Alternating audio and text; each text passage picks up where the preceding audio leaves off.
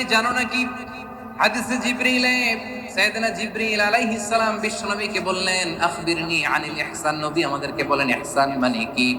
বিশ্বনবী বললেন, আনতা আবুদাল্লাহা কাআন্নাকা তারাহু ফাইন লাম তাকুন তারাহু ফাইন্নাহু ইয়ারাক। ইহসান মানে হলো এমন ভাবে তুমি আল্লাহর সামনে নিজেকে উজাড় করে ইবাদত করবে, তুমি ভাববে তুমি আল্লাহকে দেখতে পাচ্ছ।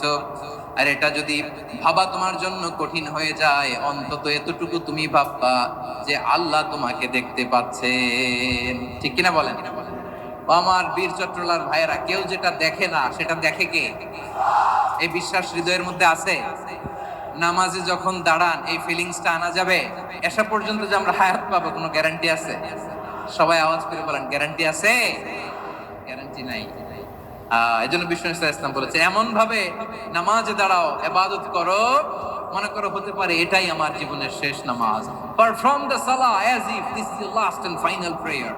এমন ভাবে সালাতে দাঁড়াও, ভাবো হতে পারে এটাই তোমার জীবনের শেষ নামাজ। এমন ভাবে নামাজে দাঁড়াও, ভাবো এটাই শেষ নামাজ। তাহলে নামাজে একাগ্রতা বাড়ায় দিবে কে? ফলে ইবাদতের ইহসান আমাদের অর্জিত হবে। আর মুআমালাতে ইহসান হলো, বিশ্বনবী বলেন, ইন্নাল্লাহা তাবারাকা ওয়া তাআলা কাতাবাল ইহসানা আলা